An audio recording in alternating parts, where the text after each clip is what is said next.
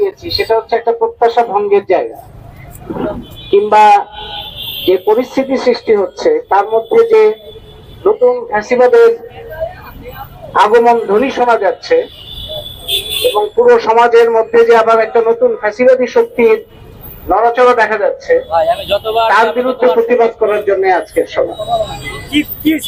আমরা দেখতে পাচ্ছি যে শ্রমিকরা আন্দোলন করছে বকেয়া মজুরির জন্য, তাদের উপরে হামলা হয়। শিক্ষার্থীরা আন্দোলন করে গণতান্ত্রিক অধিকারের জন্য কিংবা ধর্ষণের বিরুদ্ধে, তাদের উপরে হামলা হয়। শিক্ষকরা তাদের অধিকারের জন্য সমবেত হন, তাদের উপরে হামলা হয়। নারী তার অধিকারের জন্য কথা বলে, তার বিরুদ্ধে একের পর এক কুৎসা, অপমান, হামলা হতে থাকে। সামাজিক ভাবে একদিকে আমরা দেখতে পাচ্ছি যে সরাসরি বল প্রয়োগ করার কিছু শক্তি তৈরি হয়েছে, আবার দেখতে পাচ্ছি যে এক ধরনের সামাজিক শক্তি যারা প্রচারের মাধ্যমে, মিথ্যা তথ্যের মাধ্যমে, কুৎসার মাধ্যমে, ইতিহাস বিকৃতির মাধ্যমে নিজেদের একটা ফ্যাসিবাদী শক্তি সংগঠিত করার চেষ্টা করছে। এবং এখানে সরকারের ভূমিকা কি, সেটাই হচ্ছে সমস্যা। এই অন্তর্বর্তী সরকার এমন একটা গণঅভ্যুত্থানের মধ্যে দিয়ে এসছে, যে গণঅভ্যুত্থানের প্রত্যাশা ছিল নতুন একটা ব্যবস্থার দিকে যাওয়ার চেষ্টা করা, এবং এই সরকারের দায়িত্ব ছিল সেই গতিপথটা তৈরি করা। কিন্তু দেখা গেল যে সরকার, যাদের কথা বললাম, যত ধরনের হামলা নিপীড়নের কথা বললাম, সেগুলোর ব্যাপারে সরকারের খুবই নির্লিপ্ত ভূমিকা। সরকারের অস্তিত্ব আছে বলেই মনে হয়। নারীর উপরে আক্রমণ হচ্ছে, শ্রমিকের উপরে আক্রমণ হচ্ছে, শিক্ষার্থীদের উপর আক্রমণ হচ্ছে, শিক্ষকদের উপর আক্রমণ হচ্ছে, হামলা, হুমকি ইত্যাদি হচ্ছে।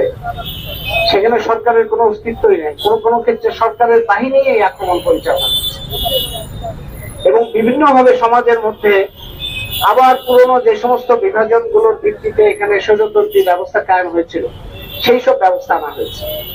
এবং এর মধ্যেই আজহারুল ইসলাম সম্পর্কে রায়টার কথা আমরা শুনলাম। আজহারুল ইসলামের পরিচয় আপনারা জানেন। প্রথমে যারা কথা বলেছেন তারা জানিয়েছেন, এবং আপনারা পত্র পত্রিকাতেও দেখেছেন। তিনি সুনির্দিষ্টভাবে 1971 সালে যে যুদ্ধাপরাধী ভূমিকায় যে দল এবং সংগঠনগুলো ছিল প্রকাশ্যে, এবং সেই সময়কার সংবাদপত্রে, সেই সময়কার টেলিভিশনে, রেডিওতে যারা সরাসরি তাদের এই অবস্থান ঘোষণা করেছে, সেই সংগঠনগুলোর একটি নেতা ছিলেন তিনি।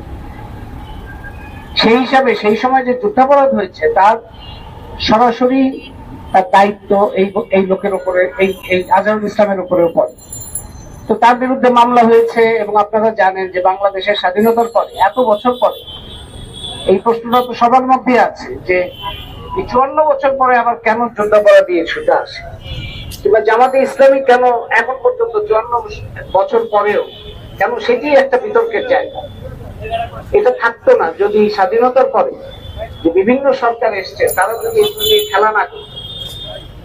আপনারা জানেন স্বাধীনতার যে বছর স্বাধীনতা হয় তার 1-1.5 বছর তারপরেই দালাল আইন করা হয়, সেটার একটা অপপ্রয়োগ হতে থাকে। সে অপপ্রয়োগের প্রতিবাদ হওয়ার পরে একটা পর্যায়ে সাধারণ ক্ষমা ঘোষণা করা। সেই সাধারণ ক্ষমা ঘোষণার পরে এটি যুদ্ধাপরাধীদের আশ্রয় লাভের শুরু। তারপরে একবার পুনর্বাসন হয়, তারপরে জামাতে ইসলাম নামে রাজনীতি শুরু হয়। তারপরে 80 দশকে, যে 80 দশকে জামিল আখতার রতন মতো অনেকে, আজকে জামিল আখতার রতনেরও এই দিবসে, এই দিনেই তাকে হত্যা করেছিল ইসলামী ছাত্র শিবির। কিন্তু 80 দশকে এরকম অনেক ঘটনা আছে, অনেকগুলো প্রতিষ্ঠানে, অনেক জায়গায়, যেখানে ইসলামী ছাত্র শিবির একটা সন্ত্রাসী বাহিনী হিসেবে আবির্ভূত হয়েছিল। এটা তাদের পক্ষে সম্ভব হয়েছিল কারণ এরশাদ বিরোধী আন্দোলনের মধ্যে তাদেরকে গণতান্ত্রিক শক্তি হিসেবে বৈধতা দিয়েছিল আওয়ামী লীগ নেতৃত্বাধীন জোট এবং বিএনপি নেতৃত্বাধীন জোট। তাদের এই স্বীকৃতির মধ্যে দিয়ে জামাত ইসলামীর তখন পুনর্বাসন হয়। একদিকে তারা এরশাদের সাথেও সহযোগিতা করতে থাকে, আবার অন্যদিকে এরশাদ বিরোধী আন্দোলনের মধ্যে তারা একটা গণতান্ত্রিক একটা স্বীকৃতি পাওয়ার চেষ্টা করে। এবং সেই সময় বিভিন্ন জায়গায় তারা হল দখল, জমি দখল, বিশ্ববিদ্যালয়, কলেজ দখল করতে গিয়ে এই সহিংসতা, রক কাটা ইত্যাদি নানান ঘটনা আপনারা জানেন।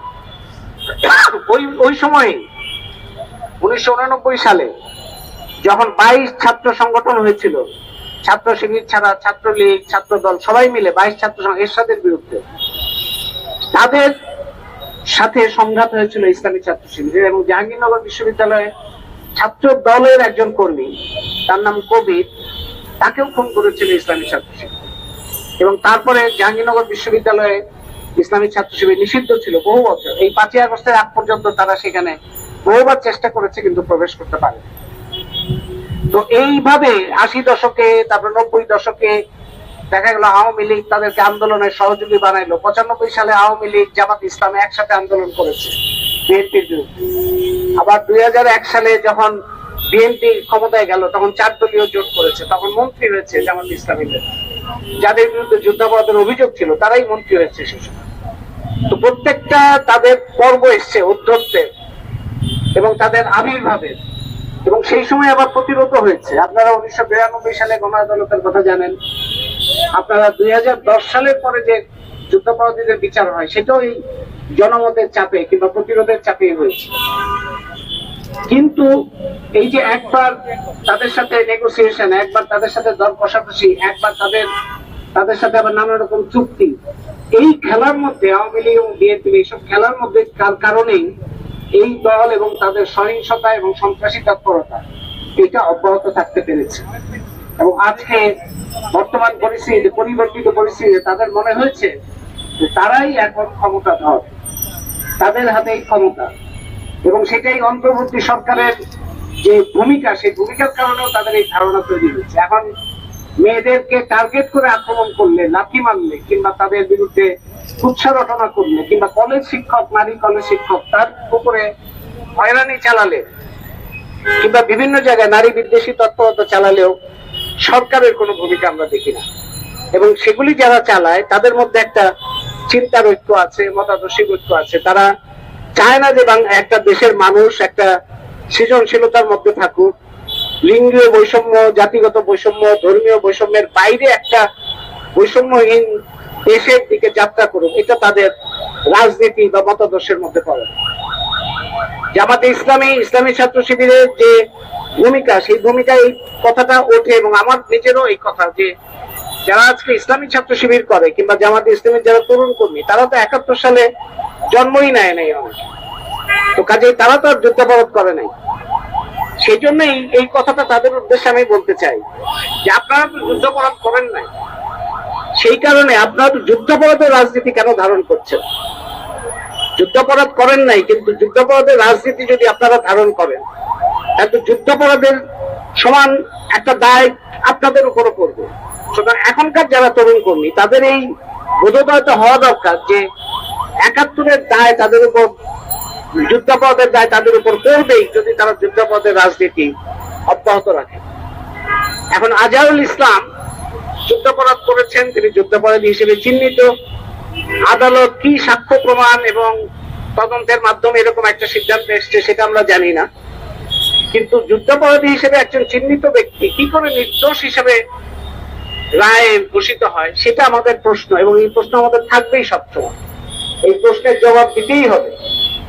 প্রশ্নের যারাই সংশ্লিষ্ট তাদেরকে এই প্রশ্নের জবাব দিতে হবে যে চিহ্নিত একজন যুদ্ধাপরাধী নির্দোষ হিসেবে কি করে ঘোষিত হয়। হতে পারে যেমন মৃত্যুদণ্ড, তার বিরুদ্ধে আগে যে মামলা হয়েছিল আওয়ামী লীগ আমলে, সেটার মধ্যে সমস্যা আছে, এটা আমরা শুনেছি এবং সেটা নিয়ে তখনও আমরা কথা বলেছি। তো সেই ত্রুটি সংশোধন এই আদালত করতে পারত। মৃত্যুদণ্ড, আমি নিজে মৃত্যুদণ্ড বিরোধী, মৃত্যুদণ্ড তারা খারিজ করতে পারত, তাকে জেল দিতে পারত, কিন্তু যুদ্ধাপরাধী এটা তো আইনের মাধ্যমে এটা প্রতিষ্ঠিত সত্য, এইটাকে তো খারিজ করা যাবে না। কিন্তু আদালতের ভূমিকা দেখে মনে হচ্ছে, কিংবা সরকারেরও সমর্থন দেখে মনে হচ্ছে যে তাকে নির্দোষ ঘোষণা করাই ছিল লক্ষ্য।